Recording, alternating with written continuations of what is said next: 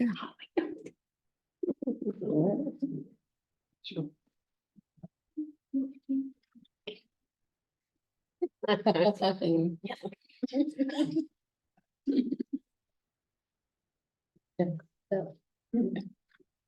right. I'd like to call this meeting back to order in open session. Welcome to this evening's hybrid Board of Trustees meeting being held both in person and virtually. This meeting has been made accessible to members of the public on the link at the Moreland School District website, as well as on board docs. Any person who requires accommodations to access the meeting has been asked to contact the superintendent's office within 24 hours of this meeting. This meeting is being recorded and may be published online at a later date. Please join me in the flag salute. I pledge allegiance to the flag of the United States of America and to the republic for which it stands, one nation, under God, indivisible, with liberty and justice for all.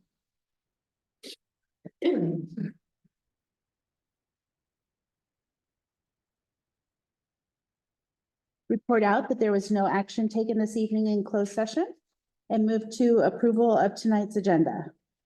I'll make a motion to approve tonight's agenda. Thank you. In a second, Second. all in favor, say aye. Aye. Aye. Comments from the public. All right, members of the public may address the board on any subject of concern to you, including those not on tonight's agenda. However, provisions of the Brown Act preclude any action as an unagendized item. No response is required or permitted from the board or district staff, and as already stated, no action can be taken. The board, however, may instruct the superintendent to follow up, which may or may not include placing the item on a future meeting's agenda. If you would like to address the board this evening, please complete the blue public comment card within the first 15 minutes of the board meeting being called to order in public session. On the card, please list agenda items you would like to speak to. If your comments do not pertain to an agendized item, please write public comment. When your name is called, please come to the podium and state your name and organization that you are representing. Comments are limited to 3 minutes per board governance manual. And it looks like we do not have any public comments today. All right, superintendent's report, Dr. Cos. Well, good evening to all of the 0 people in the audience tonight. So just the people that are in the room, hello. Thank you, board, for helping us celebrate the promotion ceremonies of our 8th graders. Each one was so unique. Started with Latimer, then we had EDS and MMS, very successful. Goosebumps, tears at the Latimer one because those TKers with those sunflowers, that was a good one. So we want to congratulate all of our 8th graders as they move on to high school. And can you even believe it? The last day of school, that is just incredible. So that was last Thursday, as you know. I just want to give a big shout out and deep appreciation to all of our staff, everybody who helps create the joyful educational environments that we have in each of our schools, our preschools as well. And I witness that each day when I walk through, and you could just really see it at the open houses and the promotion ceremonies, and just want to say thank you to all the staff and all of you, everyone in this room for making that happen. We also had our retirement celebration for our class of 2024 retirees. We celebrated their 115 years of collective education experience last week. So one more congratulations to Heriberto Arciaga, Rebecca Ayer, Cheryl Ballard, Debbie Pablos, Nanette Penoyer, and Michelle Sutton. So now that students are on break, we did break ground on the district-wide perimeter fencing project. I believe that was yesterday we broke ground. Construction is starting at Baker and Moreland Middle School first before moving on to Country Lane and EDS next. So the plan is to complete the front entrances of the schools this summer, allowing for that single point of entry into our schools. Construction of the fencing around the perimeter of the school will likely begin in August and will continue to occur when students are back on campus. We do expect all of that to be completed prior to the winter break of next year.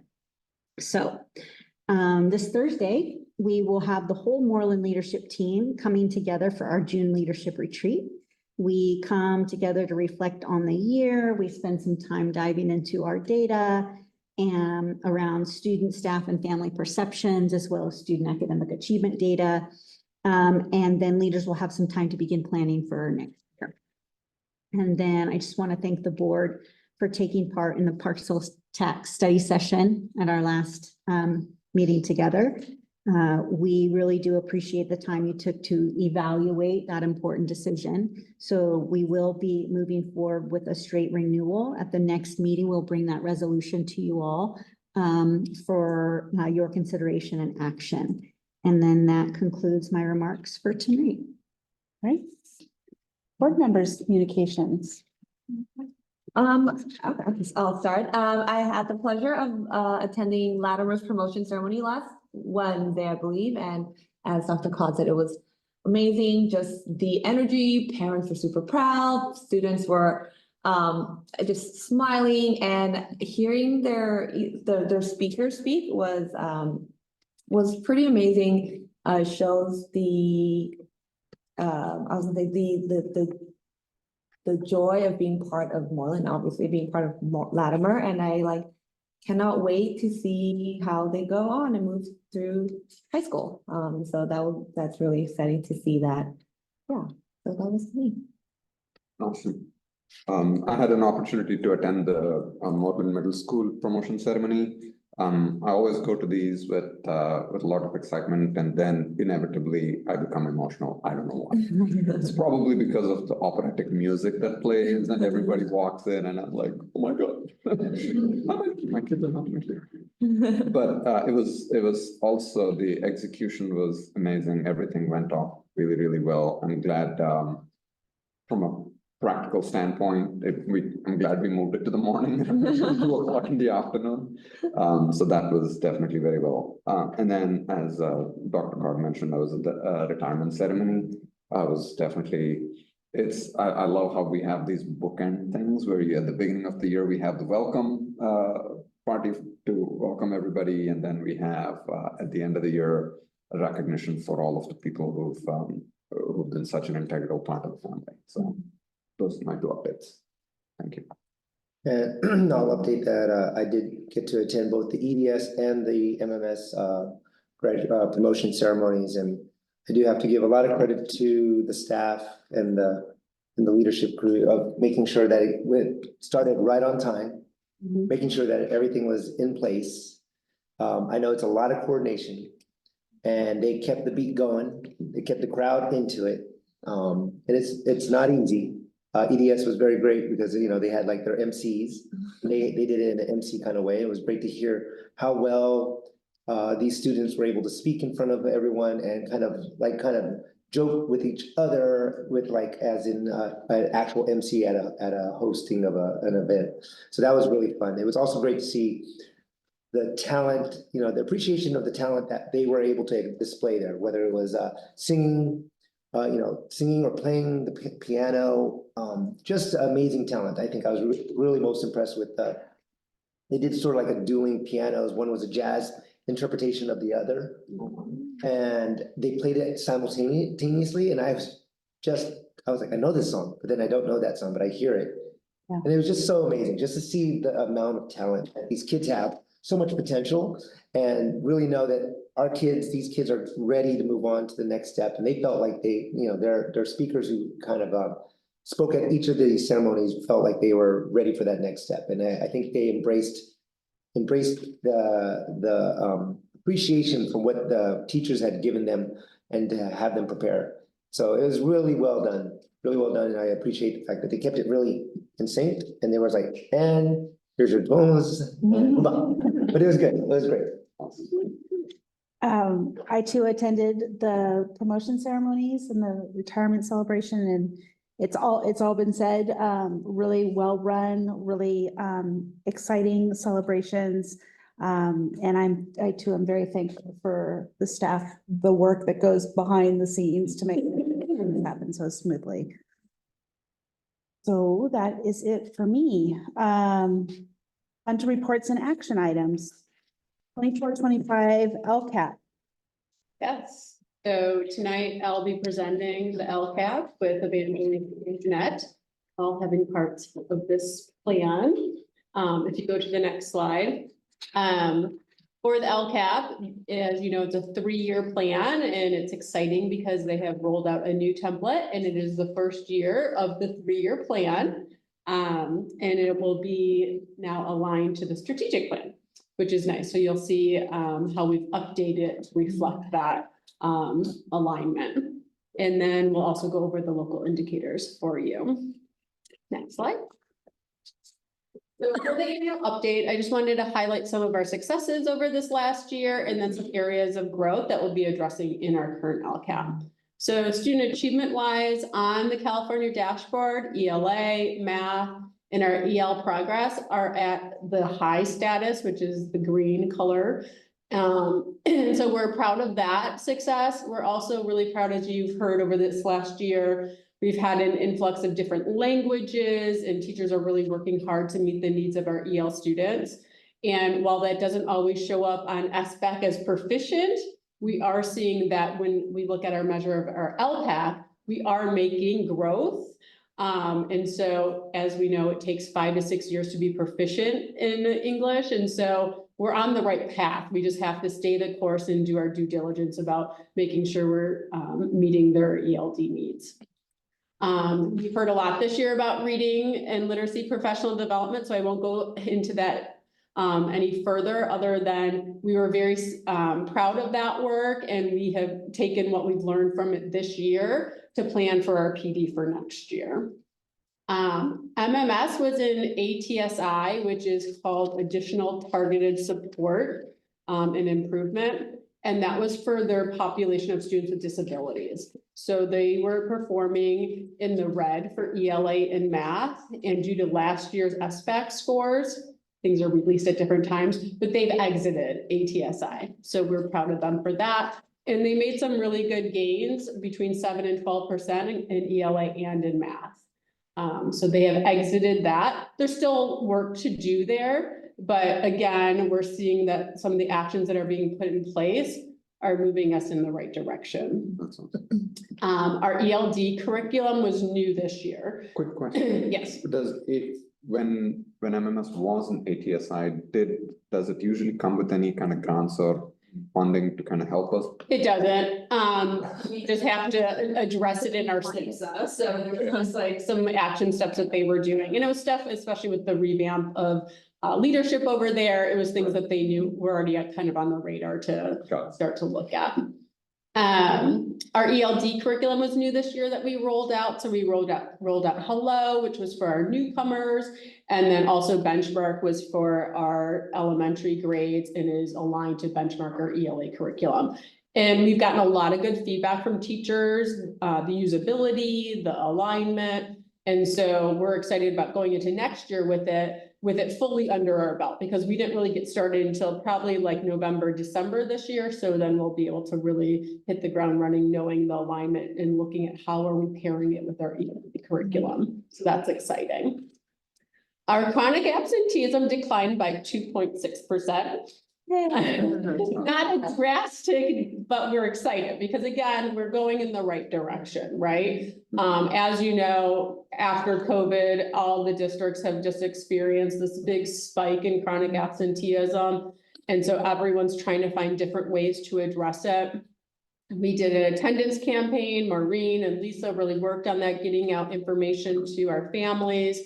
I think it also helped with Lisa being the coordinator of student services, really getting out there and having some time to work individually with families, really trying to understand the barriers around attendance. It's not just the kid doesn't want to wake up and get to school. There's so many other factors, mental health, behavior, parent stability with jobs and all of that. And so really trying to work with families to get their kids here to school. And the district attorney has been very responsive and was able to come up to some of our schools to do presentations, gave us a lot of educational material to really help try to spread the word about attendance. And so we're really hoping to continue that moving into next year as well. Do we have specific student populations that are impacted by the chronic absenteeism more than others? Yeah, it differs by school. Oh. So you'll see like Latimer was in ATSI for chronic absenteeism and they exited and theirs was under 2 or more races. So it varies at different school sites. We do have other school sites where our Hispanic population is chronically absent more than others, but it really is different by school sites. So it's something that we're looking at. I think what we've also uncovered is some of the mental health issues that are underlying student attendance. And so you'll see we're trying to come at it from that student belonging, student connectedness, mental health awareness to try to really help support our students to be at school. And that's also one of the things with our MORE program was fully implemented this year, which was exciting right from the beginning of the year. And that does help promote student connectedness because we're really looking at kids. Sometimes maybe they're not so, fond of coming for math or ELA, but they want to come for the different enrichment opportunities, lunch clubs and after school care and after school enrichment. And so that's been something that's really been great to see it actually fully come out. And they have through our different conferences through MORE, our model of using extended day plus morning care plus the enrichment is something that, people are looking at it to say, oh, you provide a 9-hour day in a very, staggered way as well to provide things for families that might not want extended day, but want something maybe an hour after school. And so just trying to meet the families where they're at with what they need. And next year going into that, we're also offering kind of the TK club, which is new for us, so that the parents can choose just for if all their other kids are going the full day, that are if they have a TKer, they can just go to extended day till the rest of the school gets out. And so that'll provide some relief, hopefully, for some parents that don't want to have to go to school for 2 pickups. Next slide. And so these are areas of growth. We're still working on the discrepancy between all students in our targeted subgroups. The one nice thing with iReady is while we are looking at proficiency, it also measures growth. And so when we look at our growth from last year to this year in iReady, we are seeing growth for all students and all of our subgroups. So again, it's another point that we're able to look at to say, do we need to change our interventions? Do we need to change any of our tier 1 instruction? And if we need to do so, what do we need to do? But we're seeing some things that we put in place this year that we're like, yes, please continue that. We just need to be maybe a little bit more precise and targeted around it. Chronic absenteeism, well, it's improving, still a big gap from where it used to be. So we're still going to be working on that with parents and education and the different areas that I mentioned before. And then in our perception survey, our students' perception of belonging and safety has increased from last year. Again, a positive thing, but it's not where we want it to be. And when we look at the survey, and I think we talked about this before, there's like a somewhat category. And so we have a lot of kids still falling in that somewhat category. And so we really need to be addressing that through PBIS and other measures to really help kids feel safe and belonging at school. So again, right direction, but we have areas for growth there.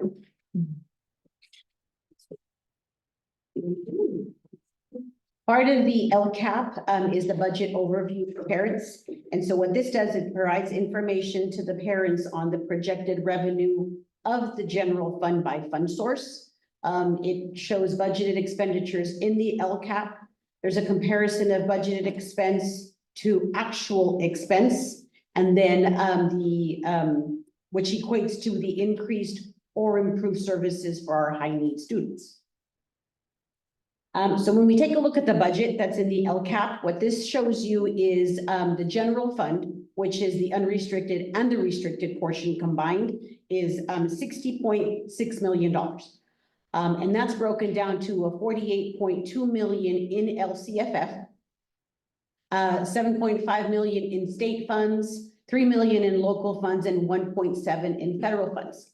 Of the 48.2 million in LCFF, a portion of that is generated for our supplemental or our a demographic that generates the supplemental funding source of that piece. which is $3.7 million.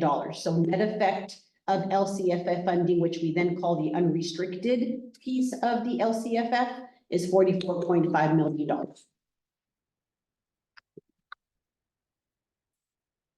Okay. And so each year we ask our stakeholders for their feedback on using a survey online. The survey, we collected 531 responses this year. We see the breakdown from each group. We also met with our different partners. We met with the Parent Advisory Committee, which is our home and school club presidents and the superintendent's office. We met with DLAC, which is our District English Language Advisory Committee, to get their perspective for our English learners. We met with the SELPA, which is the Special Ed Local Planning Agency. So that's at the county office, our special ed.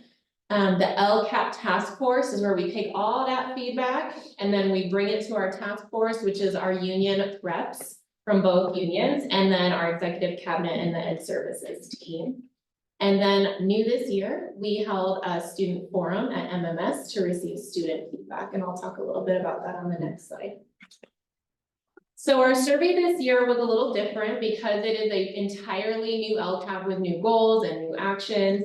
And so it was more open-ended. Before they would prioritize actions and rank things, but this time it was entirely new. So they got to read all the proposed goals and actions and then provide open-ended feedback.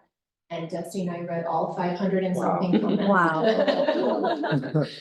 And then, as I said, in addition, we piloted a student group at MMS. It was new for us this year, and we met with their leadership and their AVID classes. So it was about 20 students. And the Ed Services team went, we reviewed what an LCAP is, we reviewed the proposed goals and actions, and then and just the ones on student focus for them. And then we met in small groups where we could gather their feedback. And while they didn't add any actions, they didn't think anything was missing, they just had more like feedback and questions on how things were implemented and their experiences in the classroom. So it was really great to hear their perspective. So next year, we will be pushing it out to Latimer and EDF as well for their middle schools. And so What our grade yeah. were the 6th kids? to 8th grade. All three? Yeah, I think it was all three, yeah. All three, okay. Yeah. And so these are the new goals, and so we have gone to having 5 goals now. They're the same goals as the strategic plan, so it's nice alignment. I will not read all of them to you. I'll read them to you as I go through them. So goal 1, so as we said on the following slides, you're gonna see all the new goals and all the new actions. And so I'm gonna go through and just highlight some of them that are new or maybe that have been addressed or unique. And so the first goal is students are academically prepared, which is very similar to our goal 1 from the previous LCAP. So in goal 1, we've added student ownership. This is a new action in the strategic plan. And we're working with the principals to identify ways to promote risk-taking and student ownership. And increasing student ownership and risk-taking will in turn promote student achievement.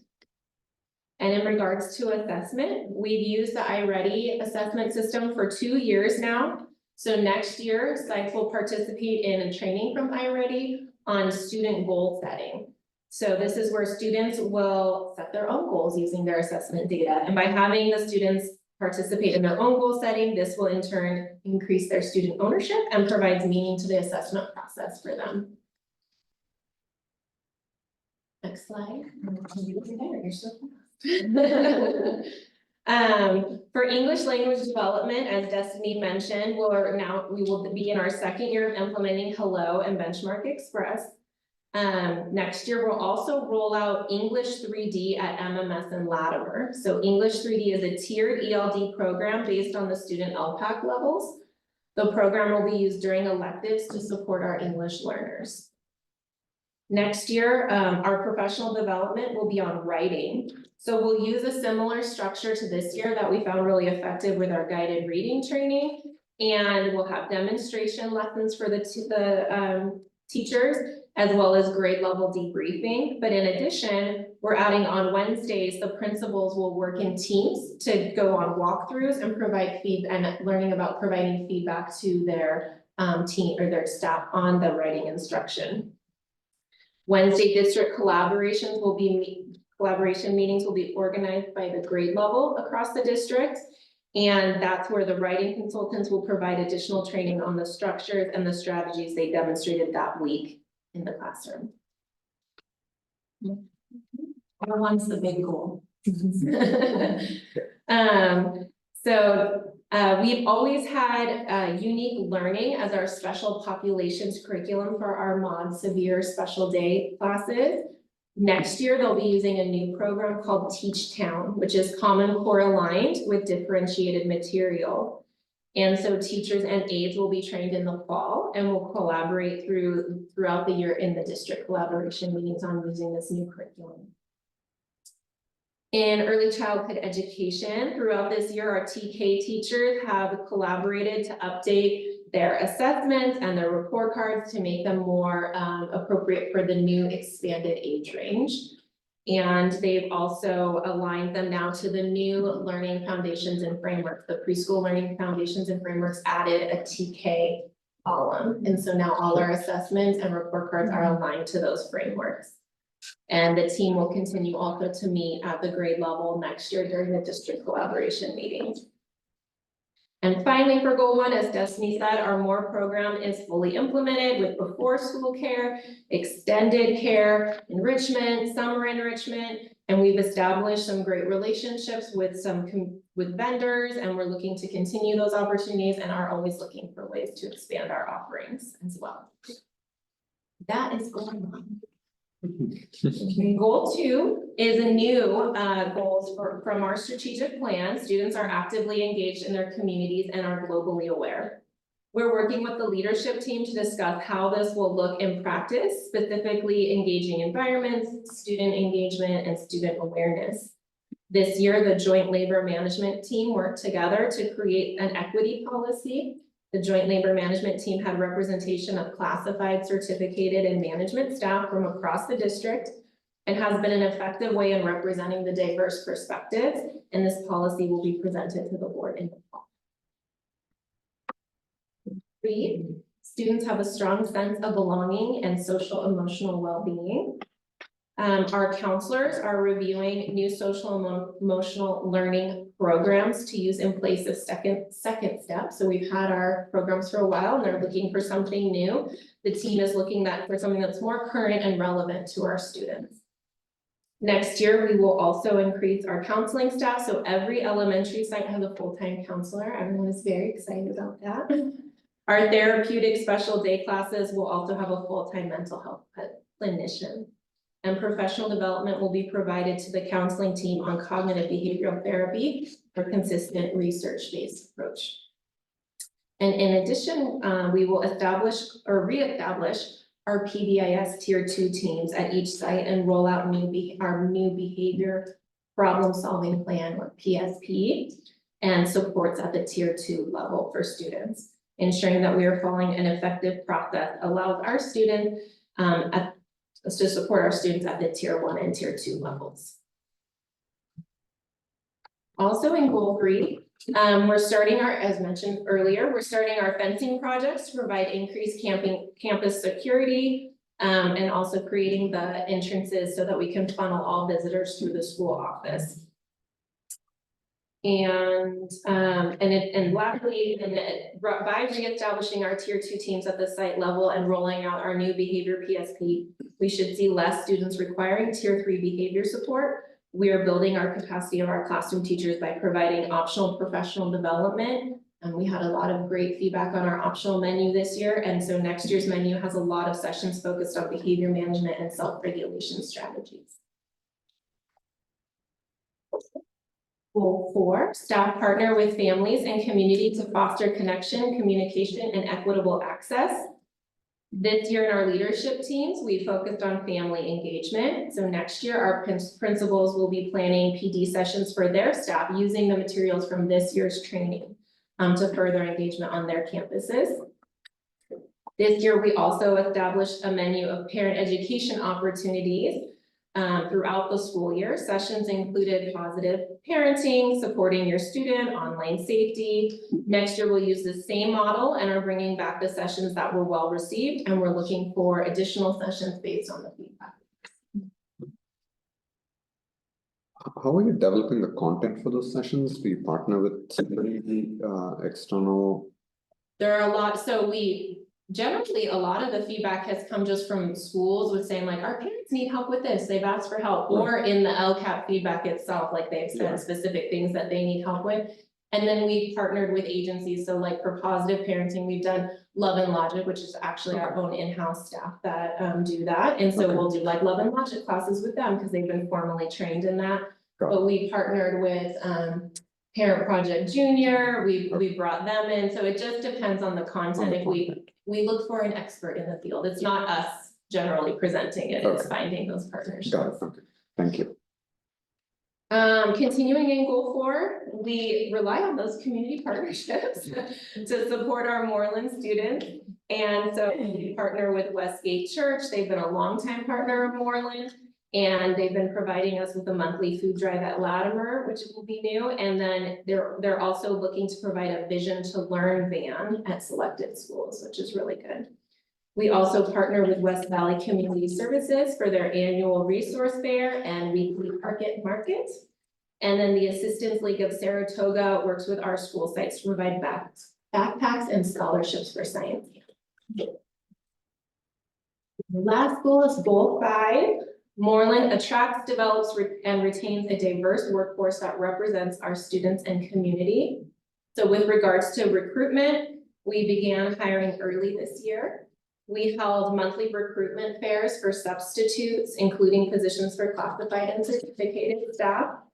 We created promotional materials for the county office job fair to support our recruitment, and Human Resources has also posted positions on more diverse recruitment platforms and advertised positions on professional organization websites that are specific to that position. For example, speech and language pathologist or psychologist.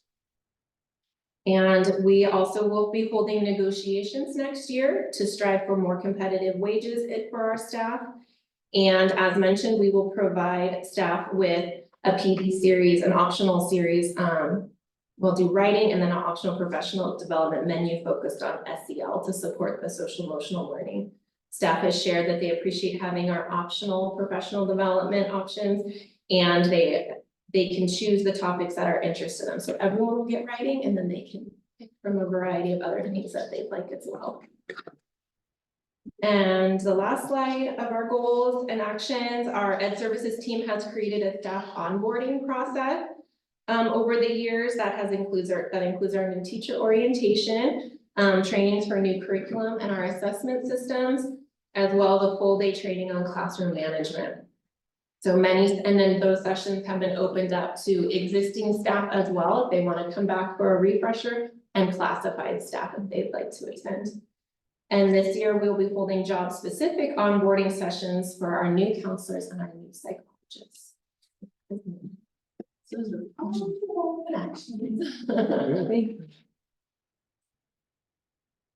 Okay, these are our local indicators, and these are supposed to support what we have in our, on our dashboard by the state measures that are already populated, such as like our SBEC scores and our LPAC scores. But also, you'll see there's a lot of repetition because we're so aligned with how we approach this. We really look at the indicators that they're asking us to address and see where do those show up in the LCAP and how are we addressing them. So if you go to the next slide, you'll see that we have rearranged the indicators to align with the LCAP goals. And now that we have 5 goals, you'll see that they are broken down a little bit differently, but their indicators never change. So the ones that they're asking for, they just now show up differently in our new goals. You go to the next slide. These are some of the things we talked about, but this is where it shows up under our implementation of standards. So when we look at our staff onboarding, it's very important to us that we're setting up our new teachers for success and that we're providing them the training they need to start off the school year. We know they're going to have training throughout the year through BITSA and our district collaboration meetings, but there are certain things about the curriculum that they need to know right off the bat so they can get started. And then, like Jeanette said, we have some onboarding that's new for our counselors and our psychologists because we do have a lot of new staff in those areas. And we want to ensure that we're providing a common approach and that we're training everyone in kind of the way Moreland is approaching this. And so this will be new for us coming into next year. And then they will continue. So they'll continue to meet in these Java-like groups throughout the year as well. Our district-wide training, Jeanette talked about our writing. Like I said, from Jan Richardson, the demonstration, we just heard over and over from the teachers that being able to see what the new learning is, but done with their kids in their classroom when they've been working with their kids all year is just so powerful. Because you can say, I've really been struggling with how to reach this one child in this way. And then they can ask that consultant and she's like, yep, let me show you what I would do right here. It's like immediate on the spot coaching, and it's just been so helpful. So we'll be using that model for next year. And then the optional PD, teachers really said, you know, we love that we have a district-wide focus, but there are some other things personally that I would like to grow in. And so getting their feedback on developing the optional PD calendar allows us to then offer some trends that have come up in with behavior and social emotional learning. That has been something that we've heard from our teachers across the school sites. And so we looked at what are some of the trainings that they would find helpful. And some of these things are things we've done in the past that were successful and that we're bringing back. And some are kind of a little bit updated, but still on that same idea of really looking at SEL instruction and then looking at self-regulation, behavior management, and things that classroom teachers can do to empower themselves to meet the needs of the kids in their classroom. Next slide. For broad course of study, it's just looking that we're offering a well-rounded education to our students.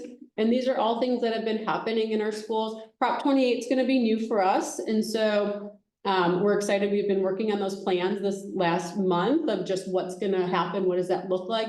And again, the push here is really just to enhance our arts instruction. We have art being taught in all of our schools, but how do we make it a little bit more in depth? How do we make it more regular? And so using these this funding source will be able to do that at all of our school sites. Our limitations have always been that we only have one elective option in middle school. This is pretty common, but what ends up happening is in the elementary when we have pull-out needs for intervention, study skills, ELD, things that we want to pull small groups. It's a lot easier in the elementary because they're in one classroom, self-contained, and we have more flexibility over that schedule. So quick question, practically speaking, how does that translate into the classroom? Like, does it mean we get more funding for additional staff, or is it like more tools? For Prop 28? Yeah, Prop. Yes. So you have to use 80% of it on staff. Okay. Classified or certificated. And then the other 20% can be used on supplies or any contracts that you might have. Okay. And so a lot, this is our first year, so we're going to have kind of like a slow rollout, but a lot of sites have programs such as like Art Vista, Art in Action, and they're all volunteer run, which is great. And they don't want to lose that, but they also need a little bit more coordination. So what we're seeing a lot of is, can I get a coordinator to come in and then work and build up our parent volunteers to really make it, a great program. And then for our middle schools, because their structure is a little bit different, it's looking at how can I hire someone in that might be able to teach an elective class that will be able to further that. So. That's cool. Yeah. Thank you. Yeah. And then for this next one is just looking at, HR does a great job making sure all of our classrooms are filled with qualified teachers, and our FIT tool, something that's done every year by MOT, and all of our schools are considered in good repair. Next slide. So this is where the student perception survey of sense of belonging and feeling safe at school, like I said, it's gone up, but those are numbers that we really want to increase more than 2 and 3%. And so we're really looking at how do we help them feel connected. It's coming back to, like how Jeanette said, building up our tier 2 team, building up our PBIS, looking at a new curriculum for grades 3 through 8 instead of second step, looking at something that connects with our students more. So really trying to find ways that we can help our kids feel connected. And that big somewhat category it's gonna be something that it's gonna be a little bit challenging, probably because of the way some of the questions are asked. And so I think we're gonna just need to also find different ways, and I think with the forum group, it was very telling. Kids are really happy in school, and they have really good ideas, but really meeting and hearing directly from the kids. Because one of the things that did come up was, we had second step, and we talked about, we watched these videos, but I would like to have a more thorough dialogue about this, and so they are bringing up some of Ready these. then. Some of these things, and so it's kind of really fun to hear their perspective, and I think could really help us grow and make, good choices about how we implement some of these things that we spend a lot of time and efforts to implement and put in place, so. Is it possible to do that somewhat category to be broken in half in terms Yeah, of so, plus, minus? yeah, I think I would suggest probably looking at the categories made up of a couple questions. And then within those questions, there's then those different things. You don't want to completely move away from the survey because then it's nationally normed. So you do want to have that comparison, but I do think we can be prompted to do further follow-up on our end at the site level and at the district level to kind of untease it a little bit more. Right. So. Quick general question, when we have this status for each of these indicators, is it binary? Is it like you either met it or you didn't meet it? Yeah, so it is basically a scale. Okay. So when you look at it, they'll ask you a series of questions. And if you're making growth or you've made progress over the years, it's met. If you have not done, if you kind of are staying status quo, for example, one of the categories on implementation of standards is, do you have PD on Common Core materials? Do you provide Common Core materials? And they have everything from initial implementation to fully implemented. And so if you're kind of down at this category, it's fair to say that you have not met that. Common Core has been around for a number of years now. And so it's kind of, you have to really look at it holistically after you go through the series of questions. Okay, got it. Thank you. And then for our family perception survey, the results are pretty good here as far as feeling like they are making an impact as far as decision-making, sharing their child's progress, safe learning environment. The one area that we did go down in was clear communication to support student learning. And so while 75% is a pretty good mark considering it when you look at it on the national scale, we don't want to go down in a measure, and we do want to, compare to all the other categories, we do want to be higher. And so we did a lot of work this year in our leadership team around family engagement. And kind of one of the branches of that was really having those honest conversations about student learning. And not, oh, your kid's doing great, but really looking at, here's where your student's performing and here's what we need to do to help them advance and here's what you can do to help support. And so really looking at having conversations that might not be comfortable for some people and how to make it comfortable and make it manageable. And so at our leadership retreat this week, principals are given time, they're going to get all the resources from those trainings and they'll have time to really digest, like, how do we bring this back to our teachers to help them feel comfortable in talking with their parents? That's it. So that is our LCAP, and it will come back to you at the last June meeting for you to approve it. And we do have a public hearing that needs to be opened for tonight's. So I will do that at this time, open this public hearing on the 24-25 local control accountability plan. Is there anyone who wishes to speak on this item? And so I will close the public hearing. Thank you, Destiny and team. Yeah. It's definitely a team effort. Yeah. Extremely thorough and detailed. Thank you so much. All right, on to the 24-25 district budget report. Okay, the next hearing, next slide, please. So this is the 24-25 budget for next year. We'll be reviewing general fund assumptions, going through the assumptions for the two subsequent years. And we'll take a look at the actual multi-year for the unrestricted general fund. And then a couple of funding sources outside of the general fund, and then what happens after today. Next slide. So we are projecting that by October the 2nd, which is what CBED's date will be this October, our enrollment will be 3,778. We are still being funded on the average of the 3 previous years. So we are projecting an ADA of 3,791. The dartboard for next year shows a COLA of 1.07%, which we applied to LCFF, to categorical programs, state preschool, child nutrition, and special ed. We are using our attendance to ADA yield of 96% now. So if you remember, after COVID, we dropped to 94 and we were creeping up. We did see an increase this last year, so we're going to use a 96% yield next year. And then our negotiated salary increases for all of our units have been included in the 24-25 multi-year. Next slide. We are using a 19.1% for STRS, so that's for all of our certificated employees. That did not change from the current fiscal year.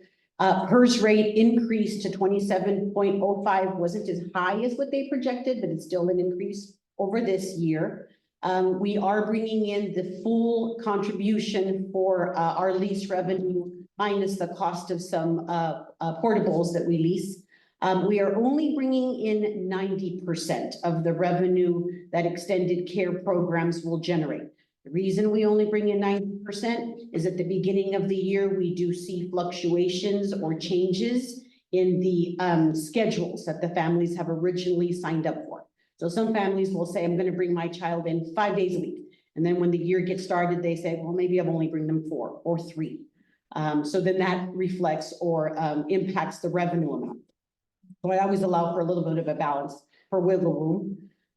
We did because of the Question, shift. is the quick question, ma'am. Yes. Is the general principles of ADA apply to TK as well? Yes. They do. Yes. The contribution for our fee-based preschool at Payne, we still have one, but it's been reduced with the change of our coordinator in ed services now becoming our principal at Payne next year. So that brought down the contribution required from the general fund to that program. And then the contribution to our routine repair and maintenance is a required 3%. So that continues. Next slide. For the first subsequent year, our projected enrollment would be 3723. Because the enrollment decreases some, our yield decreases some to 95.8. But as you know, we monitor that weekly, so we would at that point make adjustment if needed. Still funded on the previous 3-year ADA of 3692. We are in the 25-26 year decreasing our certificated FTE by 5. So 3 of them are due to enrollment adjustments, and 2 of them are for roving substitutes that we have for the current year. The COLA for the 25-26 year at this time is projected to be 2.93. STRS remains the same, but PERS continues to increase ever so slightly. And in the 25-26 year, the only unit that we have that has a negotiated increase would be CSCA. That's built in at the 2%. This would be the year that our parcel tax would expire. So you'll see in the multi-year that that dollar amount has been removed from the revenue. We're still bringing in the full contribution from our lease revenue account and still just a 90% for our extended care. We do have some special ed aides that are working with 8th graders, or this year 7th graders, next year 8th graders. So those would have been reduced from the budget in the 25-26 year. And then we also have some 8th grade kiddos that are at an NPS. So that's been reduced from the budget. And the assumption is that because obviously we can't predict elections, you're assuming that it's going to completely go away, the parcels.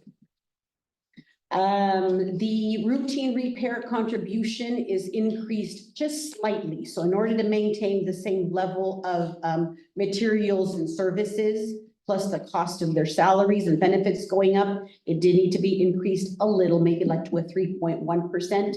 And then because everything's going up, contribution to the paying or fee-based preschool ed pay also goes up. Next slide. And in the 26-27 year, you can see our enrollment still is projected to decline roughly about a 2%. And so therefore, so does our yield. We're still being funded on the 3 previous years. In the 26-27, again, due to enrollment decline, now we're decreasing by 3 FTE. The COLA does go up a little bit in 26-27 to a 3.08, but so does PERS to a 28%. We have no negotiated increases built into the 26-27 year for any unit. And then if you remember, about a year ago, when we submitted our 23-24 budget to the county office, they were concerned with our deficit spending level.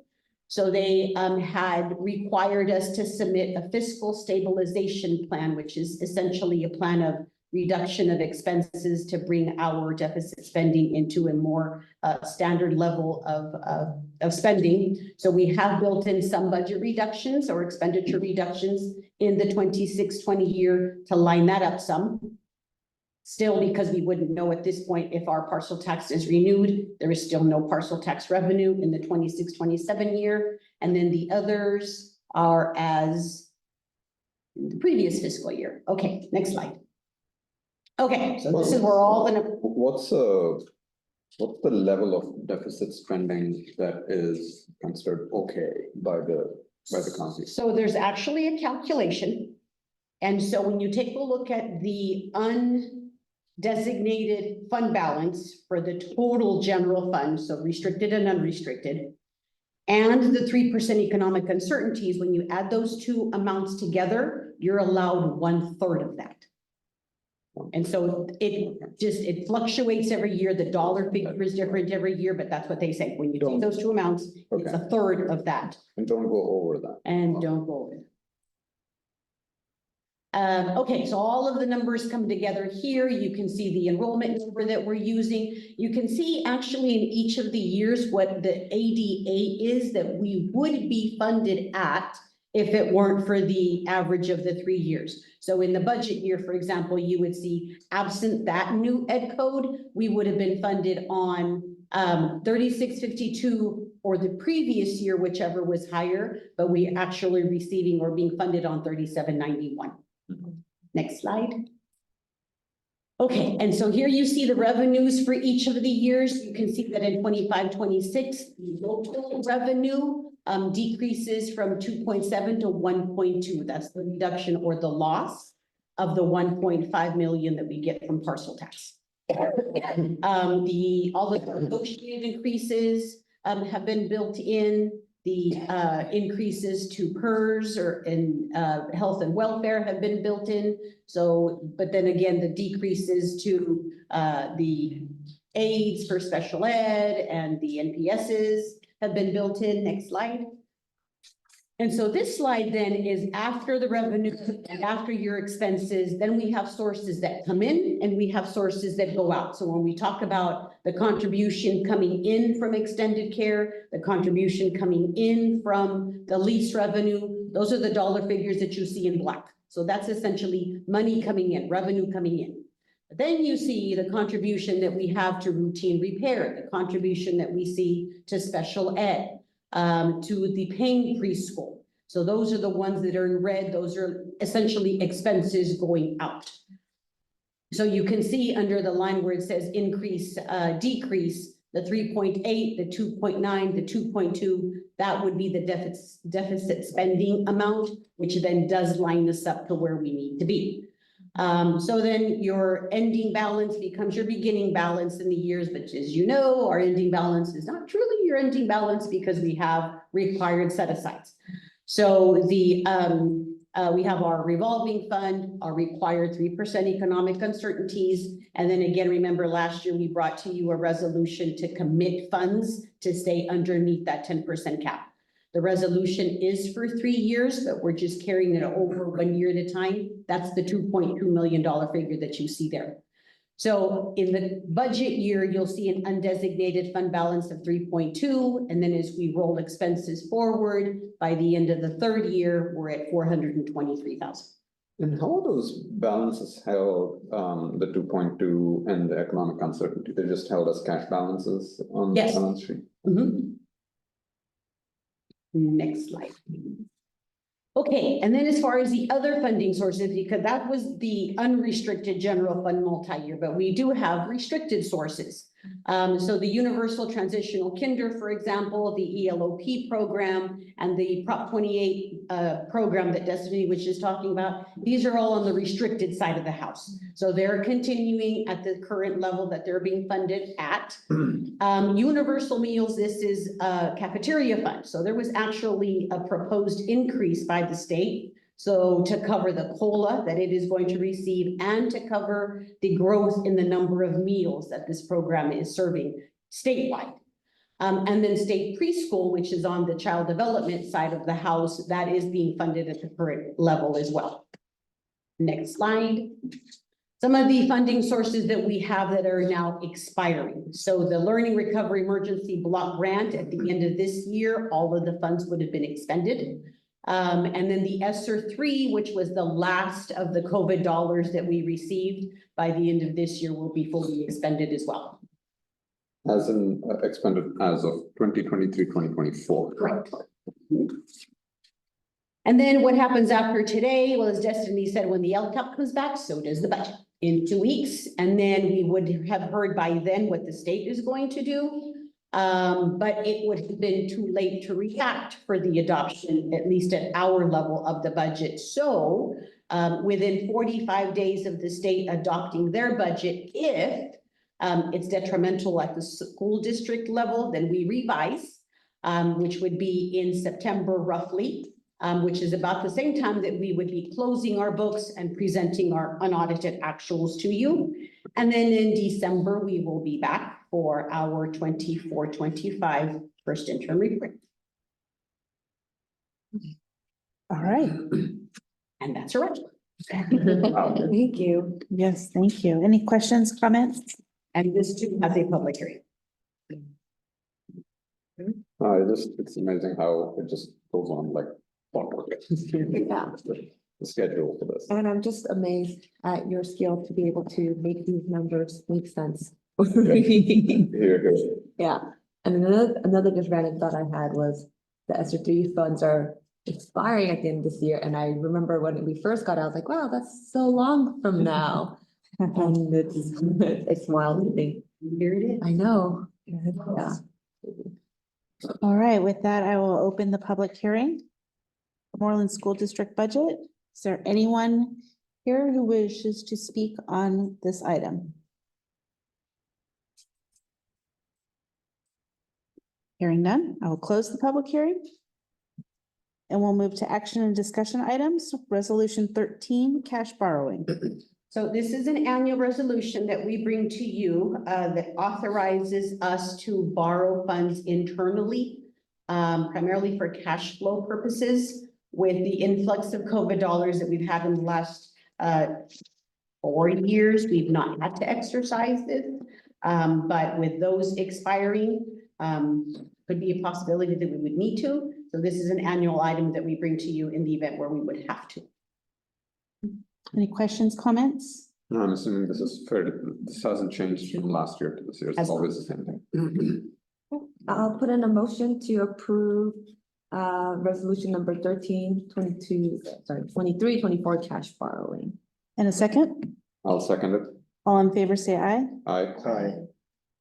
Carries on to resolution 14, 2023-2024 budget transfers. Yes, this is also an annual resolution which would authorize us to transfer funds as needed. As you know, our budget that we just saw is just a planning budget, which isn't always what happens. So absent this resolution, we would only be able to transfer funds at first interim, second interim, and at year end. So this would authorize us that as the need arises from a department or a school site, to move the funds as needed. Questions, comments? Hearing none, do I have a motion to approve? I'll make a motion to approve resolution number 14, 2023-2024 budget transfers. And I'll second it. All in favor, say aye. Aye. Aye. On to resolution 15, 2023-2024 annual signature resolution. And the last of my annual resolutions. This one is authorizing staff to sign documents for the district, sometimes for the county office. AP, payroll type of documents, grant award letters type. So you can see from last year's list to this year's list, it's just a little longer. Any questions, comments? Hearing none, do I have a motion to approve? I'll approve resolution 15, 2023-24 annual signature resolution. And a second? I'll second it. All in favor, say aye. Aye. Aye. Motion carries on to the consent. Any questions or comments on tonight's consent? Hearing none, do I have a motion to approve it in aggregate? I'll make a motion to approve the consent items in aggregate. And I'll second it. All in favor, say aye. Aye. Aye. Closing items, future meeting dates. Everyone's at the 25th, yes? Yes. Yes. Or not.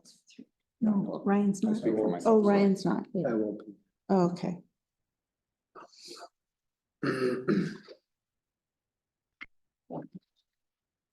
Announcements, reminders, requests?